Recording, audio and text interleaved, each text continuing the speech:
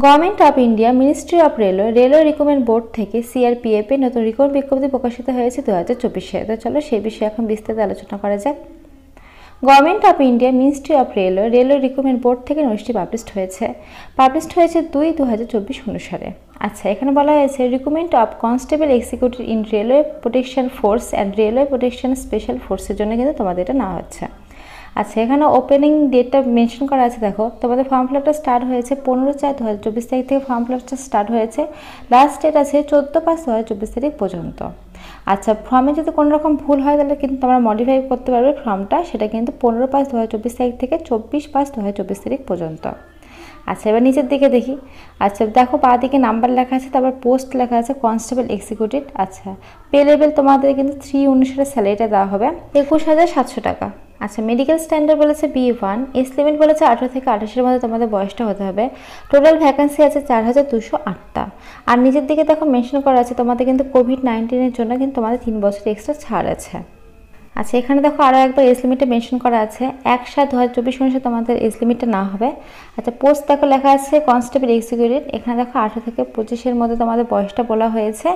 আর এখানে দেখো 3 বছর কিন্তু এক্সট্রা দেওয়া হয়েছে, তাই তোমাদের কিন্তু 18 থেকে 28 পর্যন্ত তোমরা ফর্ম ফিল আপটা করতে পারবে। তো এই 18 থেকে 28-এর পরে কিন্তু তোমাদের এক্সট্রা তোমাদের এজ লিমিটে ছাড় আছে, যেটা ST/SC-দের জন্য। ST/SC-রা 5 বছরের ছাড় পাবে, OBC-রা 3 বছরের ছাড় পাবে, আর EX সার্ভিসম্যানরা দেখো 3 বছর ছাড় পাবে। এরকম এখানে কিন্তু পরপর কিন্তু তোমাদের অনেকগুলো ছাড় আছে। তারপর 4 নম্বরে দেখো ফিমেল ক্যান্ডিডেট, তারপরে যারা ডিভোর্সি আছো তারা কিন্তু তোমরা ছাড় পাবে বয়সে। তো এখানে কিন্তু তোমাদের 28-এর পরে কিন্তু আরও বয়সের ছাড়টা আছে। এখানে কিন্তু সবটা সুন্দরভাবে মেনশন করা আছে, তোমরা দেখে নেবে। তো চলো পরের পৃষ্ঠায়। আচ্ছা, এখানে দেখো তোমাদের জন্মের সালটা মেনশন করা আছে। তো তোমরা যদি এই সাল থেকে এই সালের মধ্যে যদি তোমাদের জন্ম হয়ে থাকে তবে কিন্তু তোমরা এই ফর্মটি ফিল আপ করতে পারবে। আচ্ছা, নিচের দিকে দেখো তোমাদের এই ফর্মটি ফিল আপ করার জন্য কত টাকা লাগবে সেটা মেনশন করা আছে। তোমরা যদি জেনারেল এবং OBC হও তাহলে কিন্তু তোমাদের 500 টাকা লাগবে ফর্ম ফিল আপ করার জন্য। আর তোমরা যদি CBT টেস্ট অর্থাৎ লিখিত পরীক্ষায় বসো তাহলে কিন্তু তোমরা 500 টাকার মধ্যে 400 টাকা ব্যাক পেয়ে যাবে। আর যারা ST/SC আছো তোমরা কিন্তু ST/SC EX সার্ভিসম্যান ফিমেল, তোমরা কিন্তু 250 টাকা লাগবে তোমাদের ফর্ম ফিল আপ করার জন্য। আর তোমরা যদি CBT অর্থাৎ লিখিত পরীক্ষা যদি বসো তাহলে কিন্তু তোমরা পুরো টাকাটাই ব্যাক পেয়ে যাবে, এখানে মেনশন করা আছে। আচ্ছা, তোমাদের এখানে পরীক্ষাটা দেখো মেনশন করা আছে কম্পিউটার বেসে CBT টেস্ট হবে তোমাদের। আচ্ছা, এখানে কিন্তু তোমাদের মাধ্যমিক স্ট্যান্ডার্ডের উপরে কিন্তু কোশ্চেনটা হবে, যেহেতু এটা মাধ্যমিক পাশের উপরে তোমাদের চাকরিটা।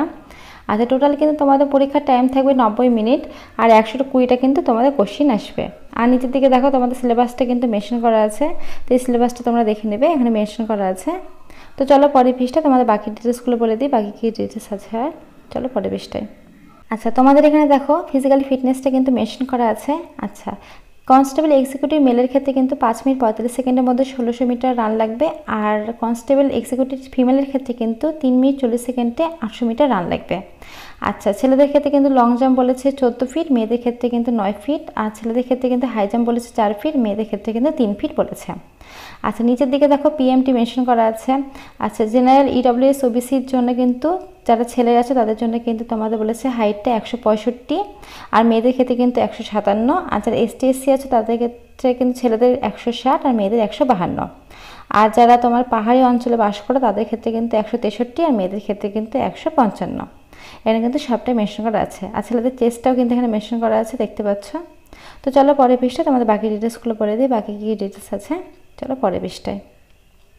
আচ্ছা, তোমাদের এখানে কিন্তু জোনগুলো মেনশন করা আছে, দেখতে পাচ্ছ। তো ওয়েস্ট বেঙ্গলের মধ্যে কিন্তু আছে কলকাতা, মালদা আর শিলিগুড়ি আছে। তো তোমরা যদি চাও তাহলে কিন্তু করতে পারো RRB Kolkata gov.in, RRB Malda gov.in, RRB Siliguri .gov/in। তো তোমরা যদি ওয়েস্ট বেঙ্গল থেকে থাকো তাহলে কিন্তু তোমরা করতে পারো, এখানে কিন্তু সবটা সুন্দরভাবে মেনশন করা আছে। তো চলো পরের পৃষ্ঠায় বাকি ডিটেলসগুলো বলে দিই, বাকি কী ডিটেলস আছে। আচ্ছা, তোমাদের এখানে দেখো তোমাদের কিন্তু এডুকেশন কোয়ালিফিকেশনে মেনশন করা আছে। তোমাদের মাধ্যমিক পাস থাকলে কিন্তু তোমরা এই ফর্মটি ফিল আপ করতে পারবে, এখানে কিন্তু মেনশন করা আছে। দেখো এখানে পোস্টের নাম দেওয়া আছে কনস্টেবল এক্সিকিউটিভ, পে লেভেল 3 অনুসারে তোমাদের স্যালারি দেওয়া হবে 21,700 টাকা, মেডিকেল স্ট্যান্ডার্ড B1। আর দেখো 10 পাস ইকুইভ্যালেন্ট রেকগনাইজ বোর্ড থেকে যদি তোমাদের করা থাকে মাধ্যমিক পাসটা, তবে কিন্তু তোমরা অ্যাপ্লাইটা করতে পারবে, এই ফর্ম ফিল আপটা করতে পারবে। আচ্ছা, তোমাদের এখানে দেখো পোস্ট ভ্যাকান্সিটা মেনশন করা আছে। ছেলেদের ক্ষেত্রে কিন্তু 3,577টা ভ্যাকান্সি রয়েছে, মেয়েদের ক্ষেত্রে কিন্তু 631টা শূন্যপদ রয়েছে। তো এই মিলাই কিন্তু বিশাল বড় একটা শূন্যপদে তোমাদের ফর্ম ফিল আপটা হচ্ছে। তো এখনও কিন্তু ফর্ম ফিল আপটা হচ্ছে, আমি তোমাদের সুবিধার্থে কিন্তু ডিসক্রিপশানে লিঙ্ক দিয়ে রাখবো, apply link plus notice link, তোমরা চাইলে কিন্তু সেখান থেকেও ফর্ম ফিল আপটা করতে পারো। তো ফ্রেন্ডস, আজকের মতো এইটুকুই ছিল। যদি ভিডিওটা ভালো লাগে অবশ্যই লাইক করে, চ্যানেল নতুন চ্যানেলটা সাবস্ক্রাইব করে পাশে থেকে বেল আইকন বাজিয়ে দিয়ে, কারণ প্রতিদিন আমরা আমার চ্যানেলে এখন নতুন নতুন চাকরি দিয়ে থাকি। তো আজকের মতো এইটুকুই। ভিডিওটা দেখার জন্য অসংখ্য ধন্যবাদ, থ্যাংক ইউ। আর এখন নতুন নতুন আপডেট পাওয়ার জন্য চ্যানেলটা সাবস্ক্রাইব করে রাখো, থ্যাংক ইউ।